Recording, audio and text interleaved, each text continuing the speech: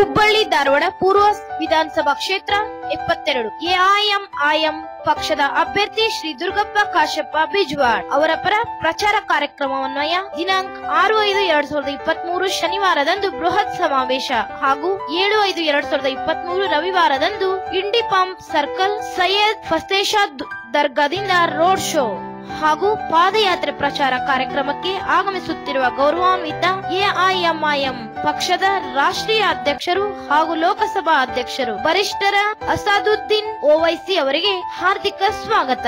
ಇವರ ಗುರುತು ಗಾಳಿಪಟ. ದುರ್ಗಪ್ಪ ಕಾಶಪ್ಪ ಬಿಜ್ವಾಡ್ 72 ಹುಬ್ಬಳ್ಳಿ ಧಾರವಾಡ ಪೂರ್ವ ವಿಧಾನಸಭಾ ಕ್ಷೇತ್ರ ಎಐಎಂಐಎಂ ಪಕ್ಷದ ಅಭ್ಯರ್ಥಿ. ಸಮಾವೇಶ ದಿನಾಂಕ 6/5/2023 ಶನಿವಾರ. ಸಮಯ ಸಂಜೆ 6 ಗಂಟೆಗೆ. ಸ್ಥಳ ನೇಕಾರ್ ನಗರ ಬ್ರಿಡ್ಜ್ ಹತ್ತಿರ ಹಳೆ ಹುಬ್ಬಳ್ಳಿ. ರೋಡ್ ಶೋ ಹಾಗೂ ಪಾದಯಾತ್ರೆ ದಿನಾಂಕ 7/5/2023 ರವಿವಾರ. ಸಮಯ ಬೆಳಿಗ್ಗೆ 11 ಗಂಟೆಗೆ. ಇಂಡಿ ಪಂಪ್ ದರ್ಗಾದಿಂದ ಪ್ರಾರಂಭ. ಕಾರ್ಯಕ್ರಮಕ್ಕೆ ಸರ್ವರಿಗೂ ಸ್ವಾಗತ.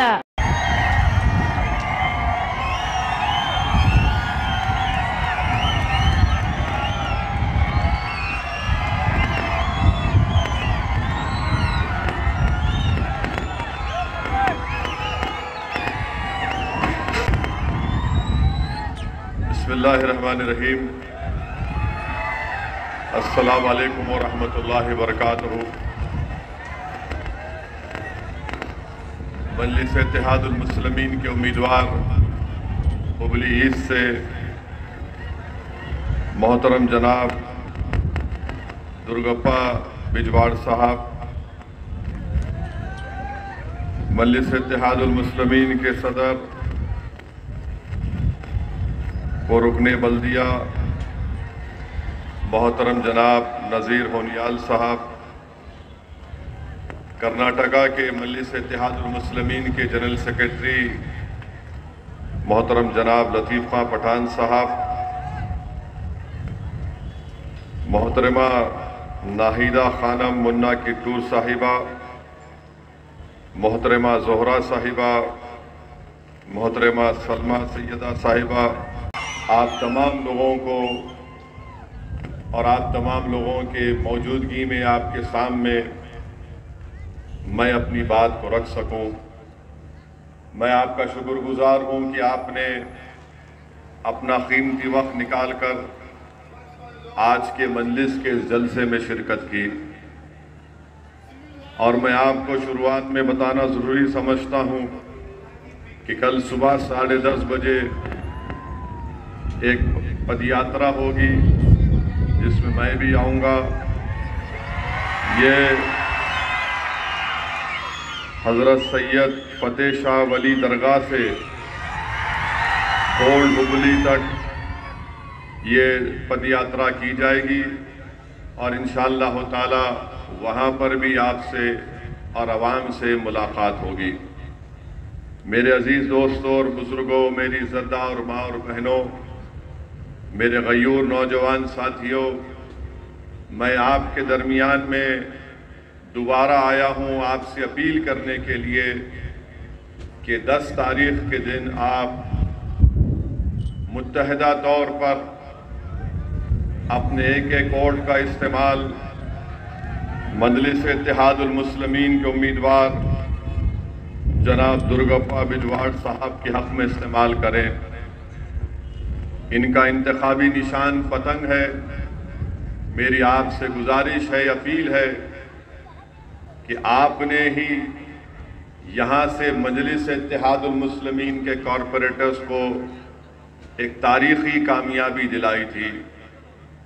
आप ही ने मजलिस के हक़ में अपने वोट का इस्तेमाल किया था और हुबली में मजलिस का परचम आपने उठाया, आपने मजलिस के परचम को लहराया, आपने मजलिस के सियासी सफ़र का आगाज़ अल्लाह ने आपकी दुआओं और आपके वोटों से किया।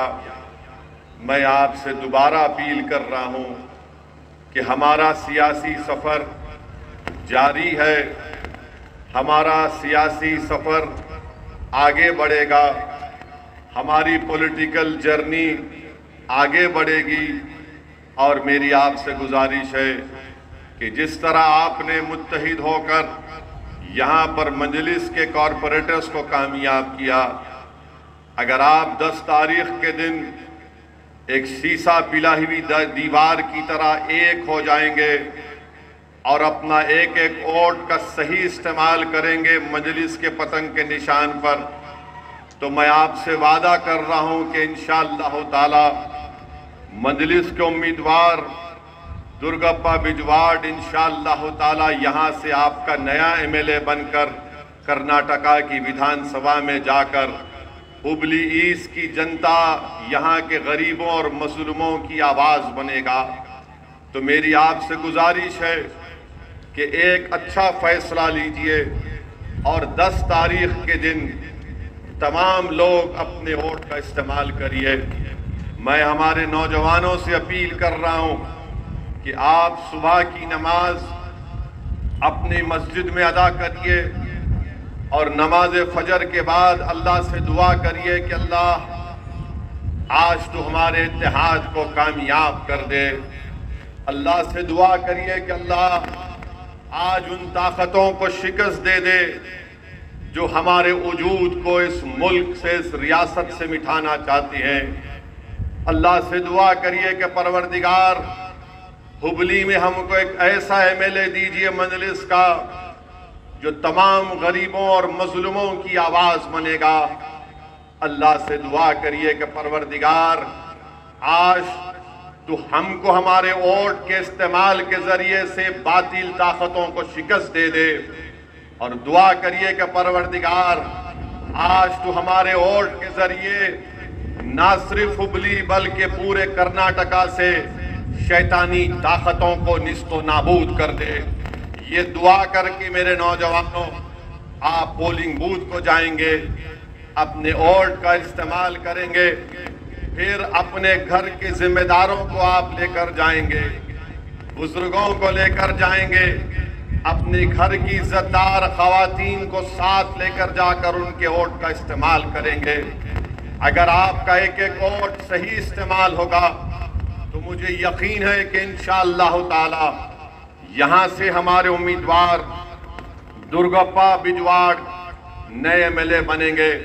और मैं नूरानी प्लाट के इलाके में खड़े होकर हुबली ईस्ट की जनता को एक पैगाम दे रहा हूँ, आपसे वादा कर रहा हूँ कि जो कुछ थोड़ी बहुत सियासी बसीरत अल्लाह ने अपने फजल और करम से और नबी करीम सल्लल्लाहु अलैहि वसल्लम के सदक़े तुफैल में मुझे दी है, अगर कर्नाटका में कोएलिशन गवर्नमेंट बनेगी और आप दुर्गप्पा बिजवाड़ को अपना एमएलए बनाएंगे, मैं आपसे वादा कर रहा हूं कि हम दुर्गप्पा बिजवाड़ को एक सेक्युलर गवर्नमेंट का मिनिस्टर बनाएंगे इंशाअल्लाह ताला। तो ये सिर्फ दुर्गप्पा बिजवाड़ को एमएलए बनाने के लिए भी कोशिश करना है। एक कोएलिशन गवर्नमेंट बनेगी तो सेक्युलर गवर्नमेंट में दुर्गप्पा बिजवाड़ सेक्युलर गवर्नमेंट का हिस्सा बनेगा और इंशाअल्लाह ताला वो मिनिस्टर बन के नूरानी कॉलोनी में आकर आपके हाथों से मिठाई खाएगा। ये मैं आपसे वादा कर रहा हूं, मगर आपको 50% बल्कि 90% काम आपको करना है। 10% काम मेरा यह है कि मैं इनकी कामयाबी के बाद आकर आपके हाथ से मैं भी एक लड्डू खाऊंगा, इनको भी एक लड्डू खिला दूंगा। तो इस बात को जहन नशीन करिए कि हमको यहां से दुर्गप्पा बिजवाड़ को सिर्फ एमएलए बनाने के लिए मेहनत नहीं करना है, बल्कि मिनिस्टर बनाएंगे इंशाअल्लाह ताला। और अगर कोई ये समझ रहा है कि असदुद्दीन ओवैसी एक नई बात करके जा रहा है, मेरे अजीज दोस्तों और बुजुर्गों, मैं जिंदगी में ऊंचे ख्वाब देखता हूं और मेरा मानना यह है कि इंसान अगर ऊंचा और बड़े ख्वाब को देखता है तो उसको पूरा करने की मेहनत करनी चाहिए। मेरे ख्वाब सिर्फ इतना नहीं है कि मैं यहां से अपने कॉरपोरेटर को जिता दिया और खामोश हो जाऊंगा। मेरा ख्वाब यह है कि अगर आपके दिलों में मजलिस की मोहब्बत अल्लाह पैदा करेगा और आप मुत्तहिद होंगे और यहां से अपने एमएलए को कामयाब करेंगे, तो हम सिर्फ एमएलए की कामयाबी पर खुशी मनाकर इत्मीनान की सांस नहीं लेंगे, बल्कि कहेंगे कि अब हमारी मंजिल दूसरी भी है। तो मेरे अजीज दोस्तों और बुजुर्गों, ये मेरी जिंदगी का मकसद एक ही रहा है कि मैं किस तरह जो वक्त अल्लाह ने हम तमाम को इस दुनिया में दिया है, हम उसको कैसे अच्छी तरीके से इस्तेमाल करें, गरीबों को मजबूत बनाने के लिए, कमजोरों को ताकतवर बनाने के लिए, जो मजलूम है उसको जालिम से छुटकारा दिलाने के लिए, ताकि सियासत में आपकी एक आवाज हो, ताकि सियासत में आपकी एक लीडरशिप हो, ताकि सियासत में आपको आपका जायज मुकाम मिले। ये उसी वक्त होगा, मेरी जज्बाती तकारीर या मेरे तकरीर के अल्फाज से नहीं होगा। ये जब आप अपनी सोच को बदलेंगे, जब आप इस बात को समझेंगे कि मैं अपने मुकद्दर के फैसले कर सकता हूं, मैं बेहतर जानता हूं कि मेरे लिए क्या करना है। अगर आज आप में वो सोच पैदा हो जाएगी तो यकीन जानिए, जो आज हम ख्वाब देख रहे हैं उन ख्वाबों को पूरा करेंगे। और मैं बताना चाह रहा हूं, जो असदुद्दीन ओवैसी पर इल्जाम लगाते हैं, तुम मेरी सियासी जिंदगी को नहीं जानते। जब मैं बरतानिया से कानून की और बारट लॉ की डिग्री लेकर वापस आया, तो मैं अपनी पार्टी का एक ही एमएलए था, मैं एक ही एमएलए था अपने पार्टी का। उस वक्त भी लोग मजलिस की मुखालिफत में ताने मारते थे कि ये लंदन से पढ़ लिख कर आया है, ये तकरीर बराबर नहीं कर सकता, ये एक एमएलए क्या करेगा। मगर अल्लाह का हमेशा फजल और करम रहा, सदका है नबी करीम सल्लल्लाहु अलैहि वसल्लम का, दुआ है अहले दिल की और दुआ है मेरे मरहूम वालिद की और मेरी माँ की, कि मैं जुस्तजू किया, मेहनत किया। एक एमएलए था उस वक्त के आंध्र प्रदेश की 280 या 90 की असेंबली थी। अल्लाह ने मुझे बोलने का सलीका अता किया। मैं अकेला होकर 5 साल तेलुगु देशम की नाक में दम करके रख दिया था, और वो लोग बोलते थे कि कौन है ये जो अकेला खड़े होकर ये काम करता है। फिर अल्लाह ने मजलिस पर करम किया, 1 से 4 हुए और 4 से 7 हुए। एक एमपी था, अल्लाह ने 2 कर दिए। अब हुबली में कारपोरेटर है, मुझे यकीन है कि आप यहां से एमएलए बनाएंगे, आप बनाएंगे अपना एमएलए इंशाअल्लाह ताला। आप दुर्गप्पा बिजवाड़ को अपना एमएलए बनाएंगे, जोर से बोलो, आप अपना एमएलए बनाएंगे, आप पतंग के निशान पर बटन दबाएंगे। मेरी मां और बहनें, आप भी हाथ उठाकर बोलो कि आप मजलिस का साथ देंगे। मेरे अजीज दोस्तों और बुजुर्गों, ये हमारा सियासी सफर रहा है।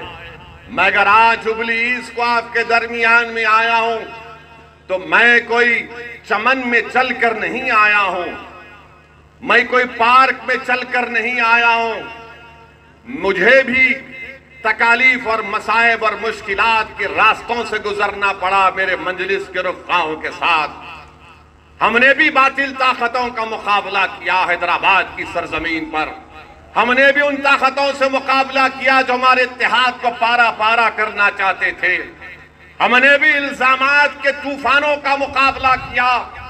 हमने भी अपनी आंखों से देखा कि मरहूम कायद सालारे मिल्लत को तारीखी मक्का मस्जिद में अपने सर पर कुरान उठाकर कसम खाना पड़ा। और जब सालार ने कसम खाई तो जो इल्जाम लगाने वाले थे, अल्लाह ने उनको गुमनाम कर दिया। आज जो मुझ पर इल्जाम लगाने वाले, सुनो, मैं जेल को 1 मर्तबा नहीं गया, कई मर्तबा जेल को गया हूं।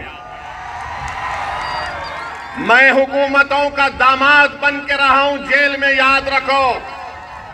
मैं कोई यहां से, कोई प्लेन से या चलकर नहीं आया हूं। मैं 50 दिन जेल में रहा। 1998 का पूरा फुटबॉल का वर्ल्ड कप जेल में देखा मैं। चंद्राबाबू नायडू मुख्यमंत्री थे, बोलते थे ओवैसी बाहर नहीं निकलना चाहिए। मैंने कहा तुम कहीं पर भी रखो, हम अल्हम्दुलिल्लाह रब्बिल आलमीन बोलने वाले हैं। तुमने जेल में रखा, हमने कहा अल्लाह तेरा फैसला है, कबूल है।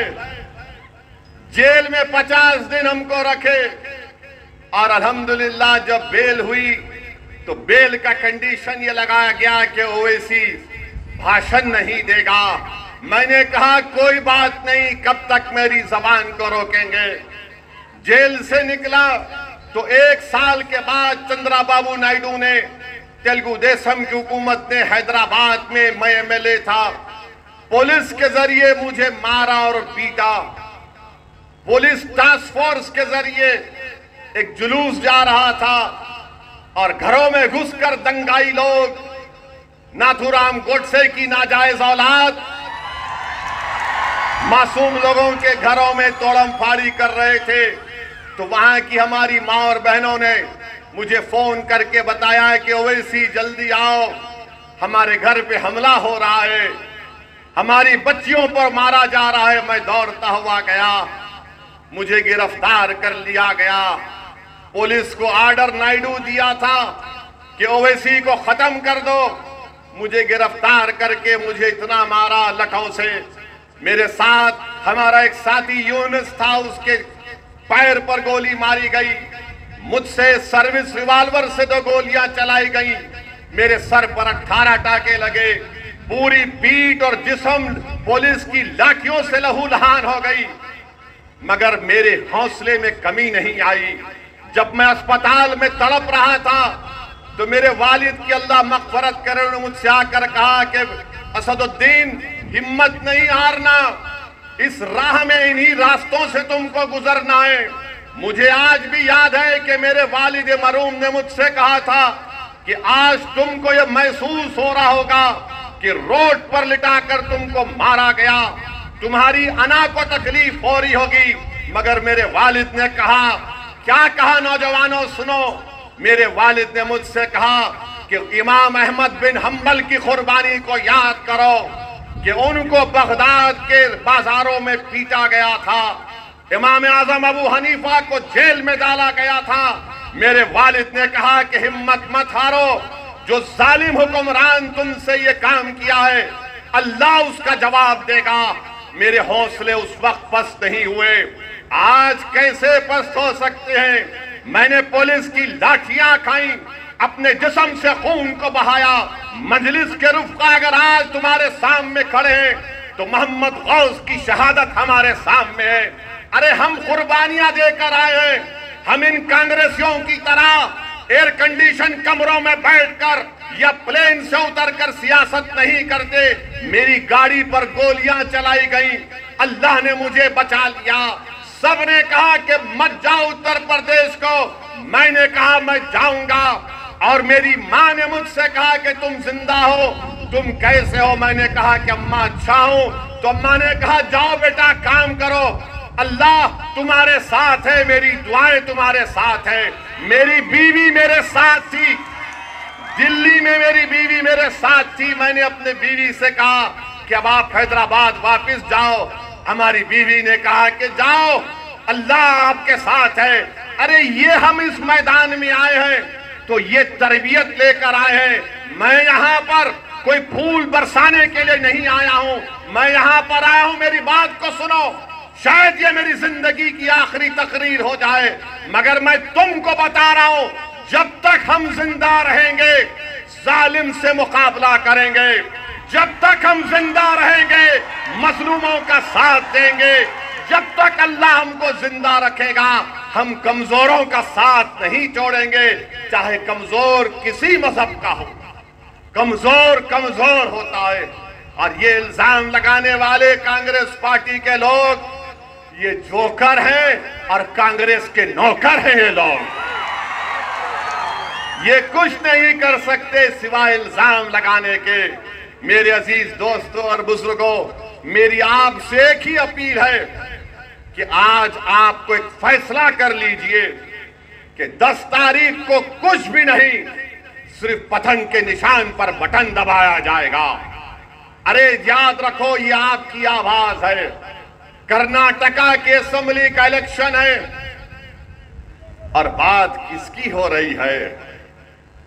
देश के प्रधानमंत्री बात कर रहे हैं, मोदी जी अपने भाषण में बोलते हैं, भाइयों बहनों, जब पोलिंग बूथ को जाएंगे वो बजरंग बली बोल के बटन दबाना। तो कांग्रेस के डीके बोले हम मंदिर बनाएंगे, और कांग्रेस पार्टी भूल गई इलेक्शन से पहले कांग्रेस के ये चमचे, ये जो कांग्रेस के गुलाम हैं, जो अपना ज़मीर बेच चुके हैं, ये कांग्रेस के चमचे, ये गुलाम बोल रहे थे, कूद कूद कर बोल रहे थे बजरंग दल पे बैन हो जाएगा। मैं आपको याद होगा, मैंने यही हुबली में आज से 5 दिन पहले कहा था ये कांग्रेस धोखा देगी, और क्या हुआ? यही हुबली के षटकर साहब जो बीजेपी में थे, बीजेपी के चीफ मिनिस्टर थे, आरएसएस की चड्डी पहन के लट फिर आए,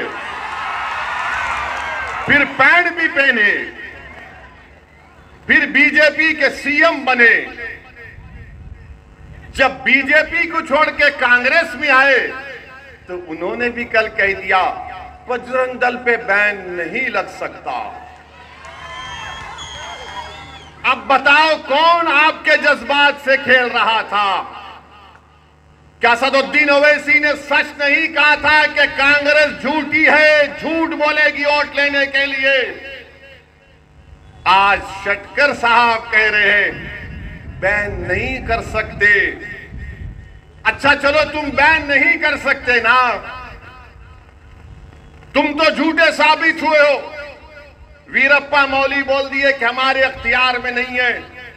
जब तुम बैन नहीं कर सकते तो एक बात बोल दो कि अगर तुम पावर में आओगे तो तुम हुबली में जो मस्जिद को शहीद किया गया था उसको दोबारा बनाएंगे। बोलोगे कांग्रेसियों? खुल के बोलना, खुल के बोलना, कान में खुसखुस नहीं करना बुज़दिलों की जैसा।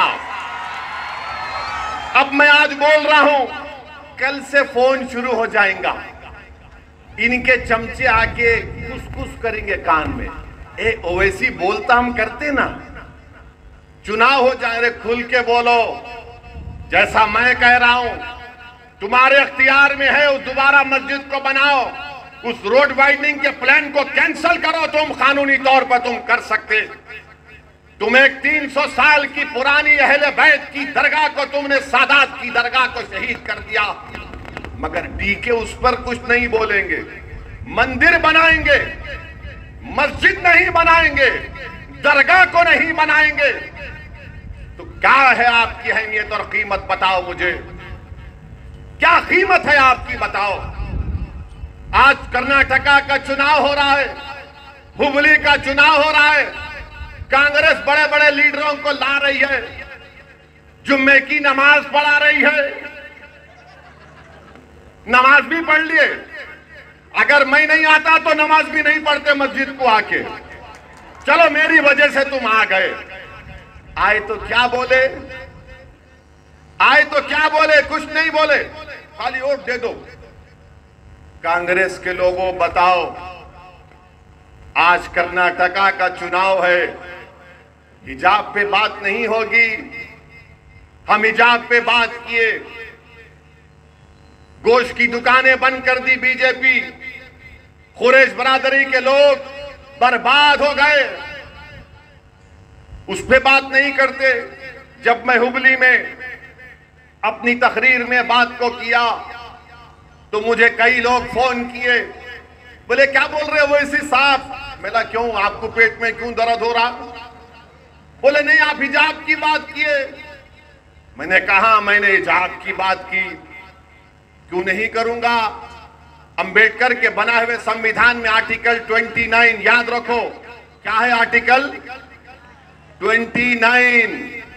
अगर कोई आरएसएस का आदमी बोला हिजाब, बोले 29 आर्टिकल राइट टू कल्चर, कोई कांग्रेसी बोला तो बोला बैठ आर्टिकल 29। मैं आर्टिकल 29 की बात कर रहा हूं, राइट टू कल्चर। मेरे को बोले क्यों उठाती ये बात को? मैं क्यों नहीं उठाऊं? अब क्या मैं तुम्हारे से पूछ के तकरीर करूं? तुम मेरे को लिख के देंगे क्या बोलना? मैंने कहा तुम आके मेरी भाषण को सुनो, शायद तुम्हारी जबान भी सच्चाई को बोलना शुरू कर देगी इंशाअल्लाह। आप बताइए, हिजाब के ऊपर कोई बात नहीं कर रहे। नहीं, हिजाब पे बात करे तो बीजेपी को फायदा हो जाता। ये कांग्रेस के लोग बोल रहे हैं। अरे बीजेपी को फायदा, कर्नाटका में 2019 के लोकसभा के चुनाव में पूरे सीट, एक सीट को छोड़ के बीजेपी जीत गई। तो क्या जब हिजाब का मुद्दा था? नहीं था। कैसा जीती? इस पे कोई नहीं जवाब देते। हिजाब मुद्दा है, मजलिस का एमएलए जीतेगा तो दुर्गप्पा बिजवाड़ कर्नाटका की विधानसभा में जाएगा, और जब एमएलए का वोट लेगा तो उसके साथ हमारी हिजाब पहनने वाली बेटियां रहेंगी। असेंबली को दुर्गप्पा ले जाकर असेंबली में बोलेगा कि हिजाब के ऊपर जो गलत कानून बनाया गया उसको वापस लो। और जिस तरह असदुद्दीन ओवैसी को लोकसभा में मैं वोट ले रहा था, तो वोट लेते वक्त मैं जब जा रहा था वोट लेने के लिए, तो बीजेपी वाले शुरू हो गए, ये नारा वो नारा, ये नारा मारना शुरू कर दिए। तो मैंने भी क्या किया, वोट ले लिया अल्लाह के नाम पे। उसके बाद मैंने कहा तकबीर, अल्लाहु अकबर। उसके बाद मैंने कहा जय भीम। और पूरे परेशान हो गए, ये क्या तुम नया काम कर दिए? मैंने कहा तुम हमको नारा मारे तो तुम्हारा जवाब हम नहीं रखते, हम किसी का कर्जा नहीं रखते। हमने जवाब दे दिया और कर्जे को उतार दिया। मेरे अजीज दोस्तों और बुजुर्गों, मेरी आपसे गुजारिश है कि आप मजलिस को कामयाब करिए। ये कांग्रेस में दमखम नहीं रहा मुकाबला करने के लिए। और यहाँ के एमएलए साहब जो 10 साल से कांग्रेस का वोट हमारा वोट लेकर जीत रहे, मैं उनसे पूछ रहा हूं, एमएलए साहब, ये ईदगाह का मसला आया तो तुम गायब क्यों हो गए? ईदगाह का मसला आया तो तुम ईदगाह कमेटी के मेंबर हो, तुम गायब हो गए। क्यों गायब हुए? नहीं, बीजेपी को वोट मिल जाता। यानी मेरी ईदगाह का मसला आएगा, हुबली की ईदगाह का मसला आएगा तो तुम गूंगे हो जाते हो। और फिर 10 साल से टीपू जयंती मनाई गई, कांग्रेस का एमएलए दिखा आपको? दिखा आपको?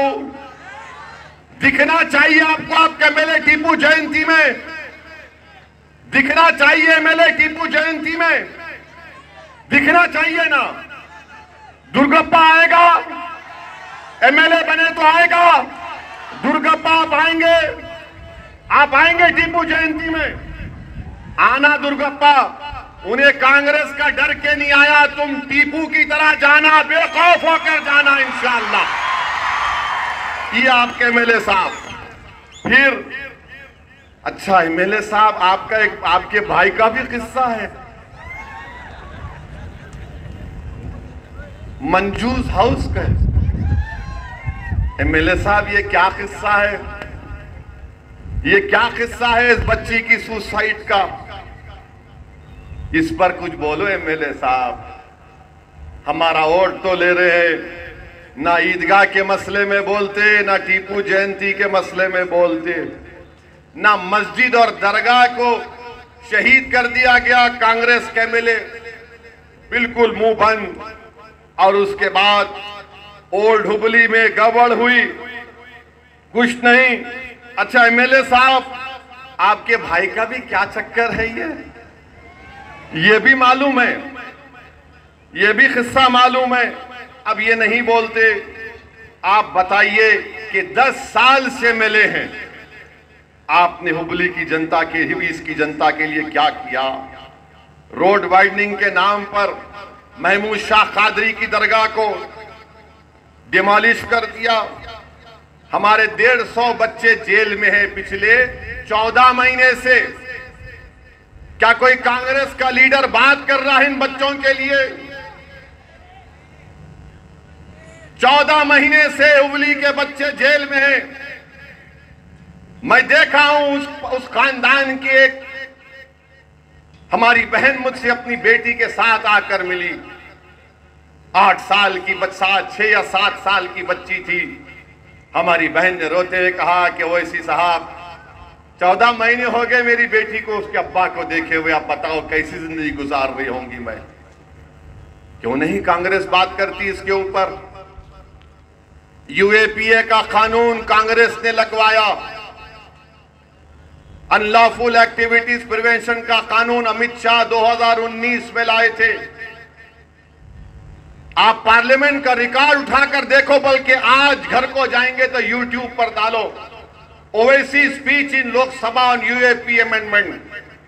कांग्रेस अमित शाह के साथ उस कानून को और खराब कर दी। मैं अपनी तकरीर में कांग्रेस के एमपी की तरफ से इशारा करके बोला कि अल्लाह तुमको जेल में डालेगा तो तुमको गरीबों की तकलीफ समझ में आएगी। अल्लाह तुमको जेल में सड़ाएगा तो तुमको मालूम होगा कि कैसी तकलीफ गरीबों को उठाना पड़ता। तो पूरे कांग्रेस के लीडर्स खड़े हो गए, एमपी हमको बोल रहे हैं आप। मिला क्यों, तुम क्या दूध के धुले हुए हैं? अरे तुमको क्या, तुम्हारे पार्टी को बोलते हम। आज आप देखो वो बच्चों की बेल नहीं हो रही है। यूएपीए का सबसे गलत कानून है, सख्त कानून है। पूरी दुनिया में ऐसा कानून नहीं है, न अमेरिका में है, न रशिया में है, न ग्रेट ब्रिटेन में है। अमेरिका के पेट्रियट एक्ट से बदतरीन यूएपीए का कानून है, और उसको कानून लगा दिया गया। मेरे भाई, हम बात कर रहे हैं उन लोगों के लिए। मैंने हमारी उस बहन से वादा किया, और हमारे बुजुर्ग यहां पर पीछे बैठे हैं, मैंने उनके सामने सुप्रीम कोर्ट के एक वकील से भी बात की। इंशाअल्लाह ताला हम उन बच्चों की रिहाई के लिए लड़ेंगे। जो कुछ अल्लाह ने हमको दिया हम उसको इस्तेमाल करेंगे। उनको घर लाएंगे ताकि वो हुबली को आकर अपने घर में अपनी औलाद से, अपनी बीवी बच्चों से मिल सके और एक नॉर्मल जिंदगी को गुजार सके। ये कांग्रेस के एमएलए उस वक्त भी एक लफ्ज नहीं बोला। बताओ आप क्यों वोट देंगे उसको? आपका तो अखलाकी फरीजा यह है कि आप कांग्रेस को वोट ना दें। जो बच्चे जेल में सड़ रहे हैं उनकी बात करने से डरता है, वो तुम्हारे वोट का हकदार नहीं है। मेरी बात को जानो आप। 158 हुबली के बच्चे जेल में उस मनूस यूएपीए के कानून में। डीके शिव कुमार क्यों नहीं बात करते इन बच्चों के बारे में? डीके शिव कुमार बात करो ना इन बच्चों के बारे में।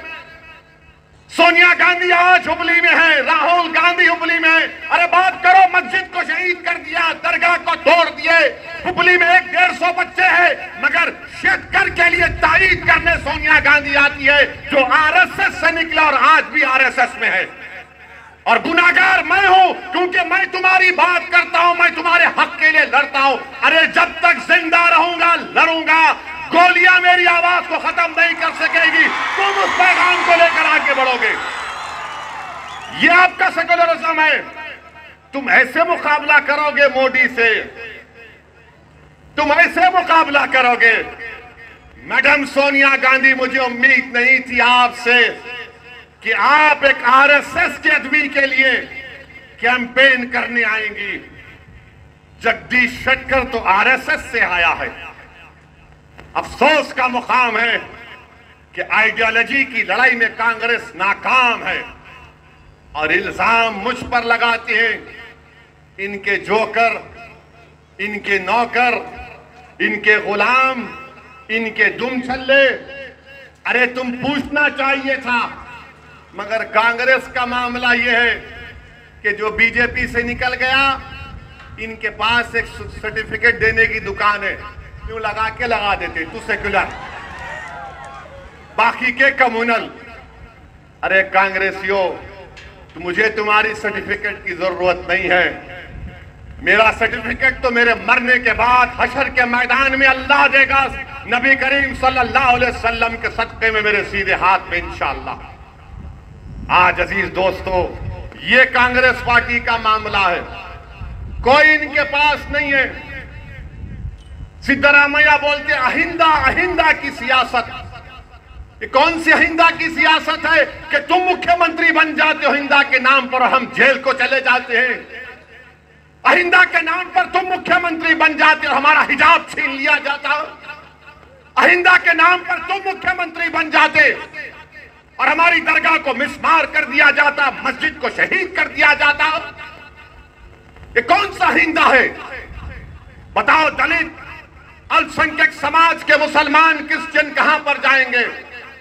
बल्कि मैं आज सलाम करता हूं हमारे लिंगायत भाइयों को जो पॉलिटिकली इतना पावरफुल है कर्नाटका में कि हर एक को डरा के रखते हो, चाहे बीजेपी और कांग्रेस हो।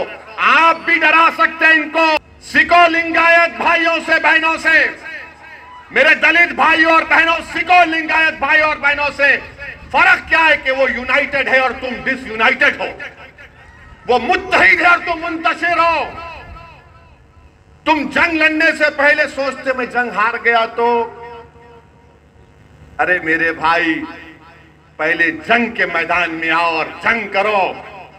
नतीजा ऊपर वाले के हाथ में, तुम्हारे हाथ में लड़ना है, तुम्हारे हाथ में जिद्दोजहद करना है। अगर तुम टीपू का नाम सुन के पुकारते ना, तो टीपू क्या डर गया था अंग्रेजों से? टीपू को मालूम था कि मौत मेरे सामने है, मगर टीपू ने कहा कि बुज़दिलों की जिंदगी नहीं गुजारूंगा, भारत को आजाद कराऊंगा अंग्रेजों से, और मौत को अपने गले लगा लिया ताकि तुमको पैगाम दिया जाए कि दुश्मन ताकतवर है तो मौत के डर से पीछे मत हटो, हक के लिए साथ आगे बढ़ो, कमजोरों के लिए लड़ो, मजलूमों के लिए लड़ो, अपने लिए लड़ो एक मर्तबा। तुमने हमेशा वोट दिया, तुमने वोट हासिल नहीं किया, तुम सिर्फ वोट देने वाले बन गए। तुम एक दूध देने वाली भैंस की तरह बन गए, तुम एक एटीएम की मशीन बन गए कि कांग्रेस वाले आकर पासवर्ड मारते सेकुलरिज्म और तुम वोट डालते रहते। वहां पर मोदी आके बोलते नेशनलिज्म, वो लोग उनके नेशनलिज्म में दौड़ते। अब बीजेपी को बताना पड़ेगा ये नेशनलिज्म इनका क्या है, कौन सा नेशनलिज्म है। आज हमारे भारत के प्रधानमंत्री, वजीर आजम मित्रों श्री मोदी बेंगलुरु में रोड शो किए कुछ 26 किलोमीटर का बोलते हैं। आपको मालूम जब मोदी रोड शो कर रहे थे बेंगलुरु में, मणिपुर में 55 लोगों की मौत हो गई, 55 पीपुल हैव डाइड। राजौरी में हमारे 5 सिपाहियों को पाकिस्तान से आतंकवादी आकर उनकी जान ले लिए, मगर मोदी जी बेंगलुरु में क्या है, 55 लोग। सिविल वार हो रही है मणिपुर में, सिविल वार हो रही है, और मोदी जी बोल रहे वो केरला की पिक्चर में ऐसा बताया गया था। मैं पूरे आवाम से बताना चाह रहा हूं, हिटलर को जानते ना, हिटलर को जानते ना, हिटलर ने 70 लाख यहूदियों को मरवाया। कितने? 70 लाख। और कैसे मरवाया? पहले हिटलर क्या किया मालूम आपको? पहले बोला कि यहूदियों के खिलाफ हेट स्पीच दो यहूदियों के खिलाफ। यहूदी बदमाश, यहूदी जर्मनी के नहीं है, यहूदी जर्मनी के बाहर के हैं, यहूदी लव जिहाद करते, यहूदी धर्म परिवर्तन करते। समझ में आ रहा? दिमाग में बात बैठ रही? समझ में आ रहा? वो हिटलर करता था। फिर हिटलर ने क्या किया? पिक्चर बनाया। उसका अंग्रेजी नाम उस पिक्चर का शायद 1940 में इटर्नल जू था। उस पिक्चर के जरिए हिटलर ने जर्मनी के जर्मन्स में यहूदियों के खिलाफ नफरत पैदा कर दी। और उसके बाद क्या हुआ? कत्लेआम हुआ यहूदियों का। मोदी जी, हिटलर ने ऐसा काम किया था। इटर्नल जू एक पिक्चर बनाई थी, उसका जर्मन नाम याद नहीं आ रहा मुझे। फिर वो क्रिस्टलाग का एक वाकया हुआ, राइस्टाग को जला दिया गया। उसके बाद यहूदियों का कत्लेआम हुआ। ये समझो बात को आप। भारत के प्राइम मिनिस्टर हैं, 133 करोड़ जनता का प्राइम मिनिस्टर, मगर क्या बोल रहे? पिक्चर के प्रमोटर बन गए प्राइम मिनिस्टर, एक पिक्चर के डिस्ट्रीब्यूटर बन गए, एक पिक्चर के डायरेक्टर प्रोड्यूसर बन गए मोदी जी।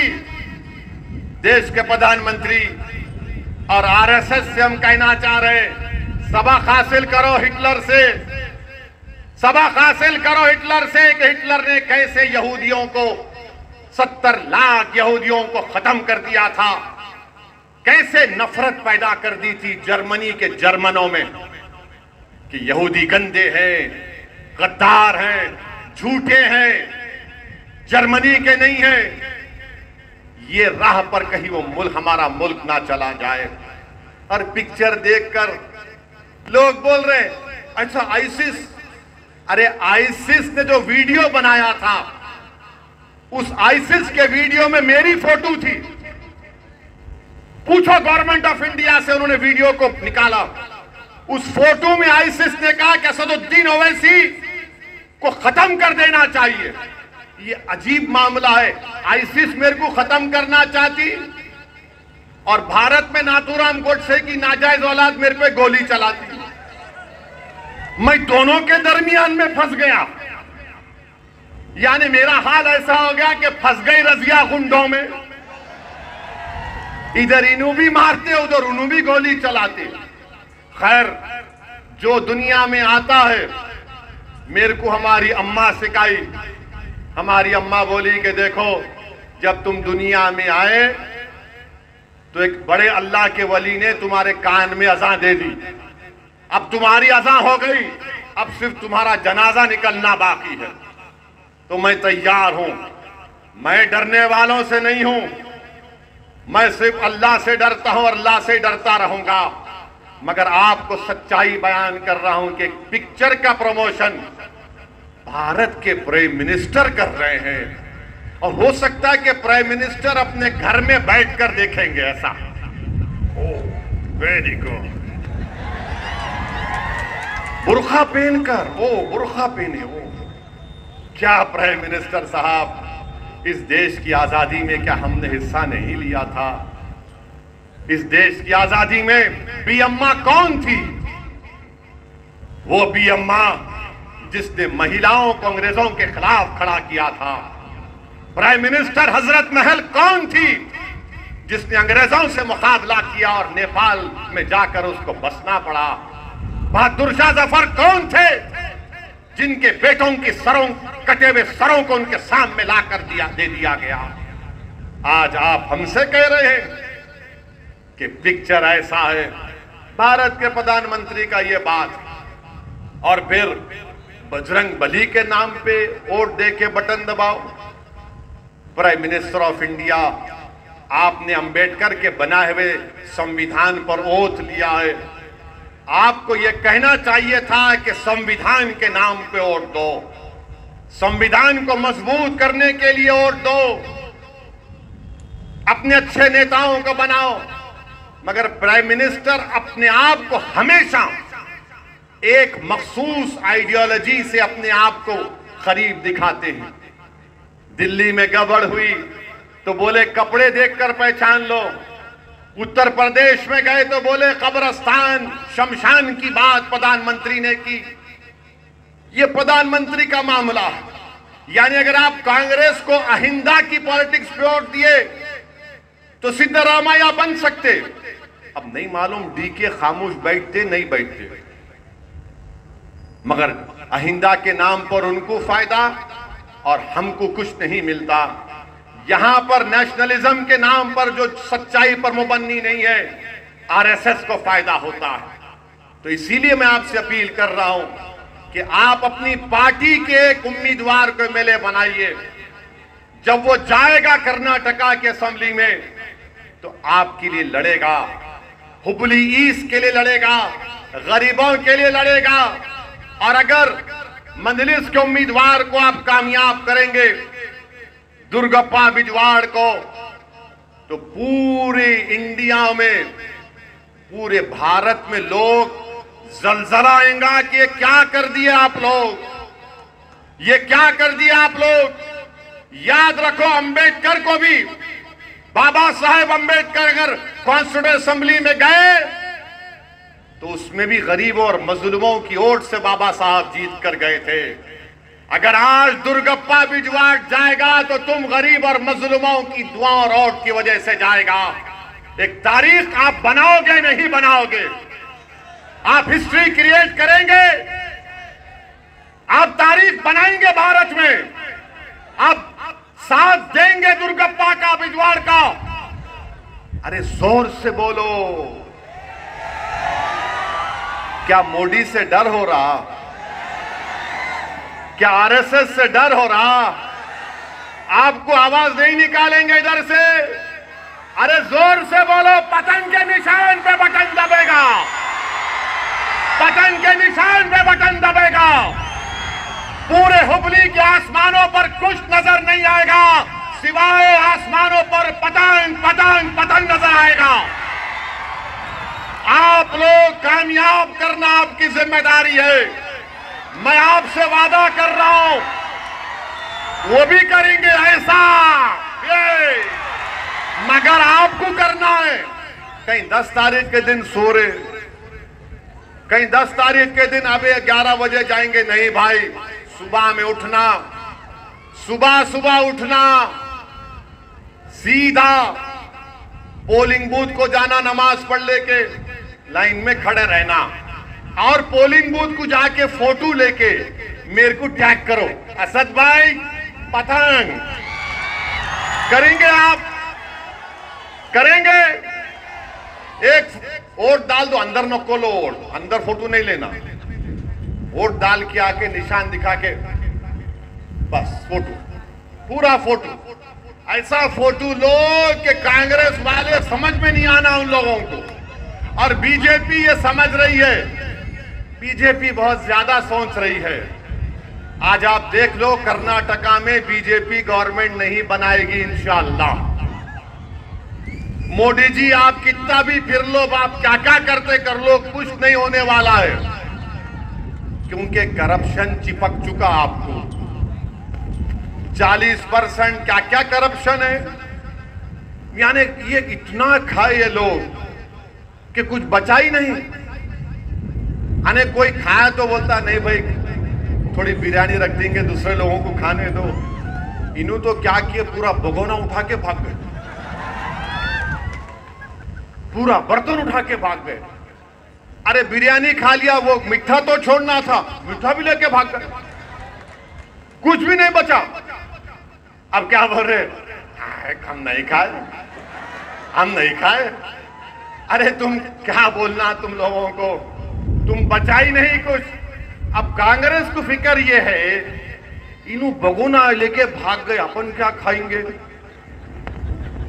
मेरे भाई, मेरे अजीज दोस्तों, मेरी आपसे अपील है कि आपकी एक आवाज को पहुंचाओ। मेरे भाई, आपको जरूरत है आपकी आवाज की। आप 10 साल कांग्रेस का साथ दिए, एक मर्तबा मजलिस के एमएलए को बनाइए और मेरी बात को जहन नशीन कर लो। आप हमारे कैंडिडेट दुर्गप्पा बिजवाड़ का मुकाबला बीजेपी से है। कांग्रेस 3rd पे चले गई, अब कांग्रेस नंबर 3 हो गई। अब मुकाबला एमआईएम में है और बीजेपी में है। अगर आप मुत्तहिदा अपने वोट का इस्तेमाल करेंगे तो बहुत बड़ी मेजॉरिटी से इंशाअल्लाह ताला ये हमारा भाई कामयाब होगा। और ये बहुत तेज आदमी है, इन्हें नरम नहीं है, इन्हू नरम नहीं है, इन्हू सख्त है, इन्हू सख्त है, स्ट्रांग है, सब एतबार से स्ट्रांग है इन्हू। इस वास्ते इनको टिकट दिया मैं।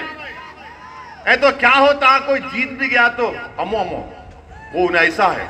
मैं इनको पहले बोला भाई साहब तैयार है ना, बोले हर एतबार से। साहब तुम कैसा बोलते कर तो मैं बोला दुर्गप्पा साहब ज्यादा नको करो, खाली जीतो। जीतने के बाद ये गरीबों के भरोसे को शर्मिंदा होने मत दो। और जब ये कामयाब हो जाएंगे मैं जिम्मेदारी ले रहा हूं आपकी इंशाअल्लाह ताला। मैं कम से कम 2 महीने में एक मर्तबा यहां पर आऊंगा, नूरानी कॉलोनी को आऊंगा, यहीं बैठेंगे हम और दुर्गप्पा साहब के साथ बिठा के उनको पूछेंगे भाई ये गरीबों का कितना काम हुआ, क्या क्या पानी का मसला हल हुआ, दिन में रोज पानी आ रहा नहीं आ रहा, ये सब होगा इंशाअल्लाह ताला। मगर शर्त यह है कि आपको अपना एक एक वोट पतंग के निशान पर देना है। यहां पर मुकाबला बीजेपी से है, यहां पर मुकाबला कमजोरों का ताकतवर से है।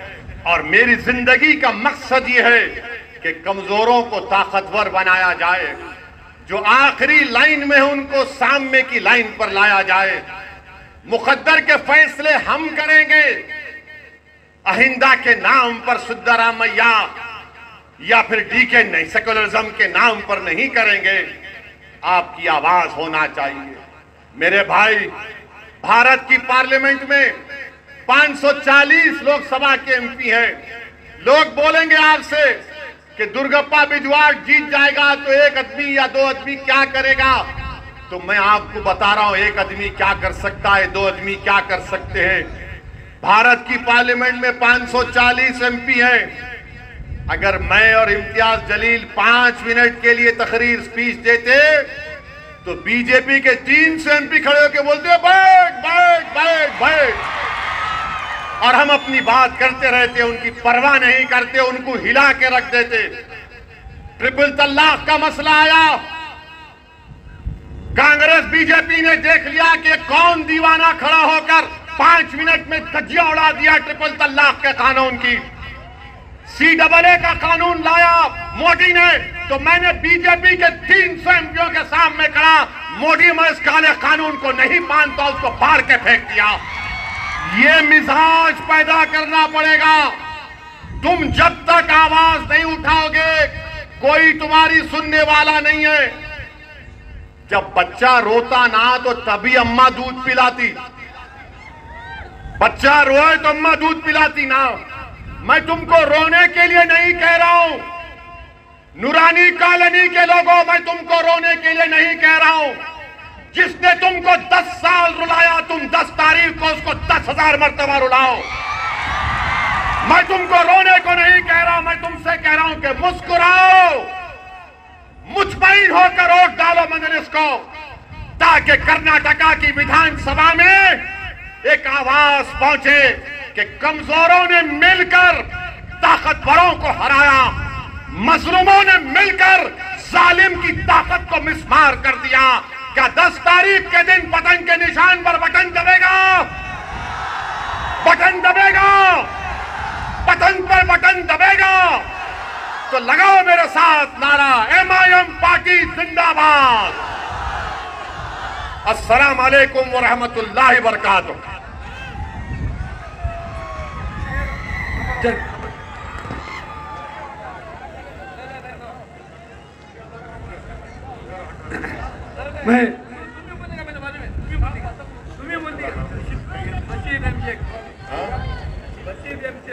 ये हमारा रशीद भाई है, ये रशीद को कांग्रेस वाले वोट कराए, इन्हें बोला जो करना उखाड़ना उखाड़ ले, मैं मसद भाई के साथ हूं। ये जज्बा पैदा करो आप। हाँ वो फिर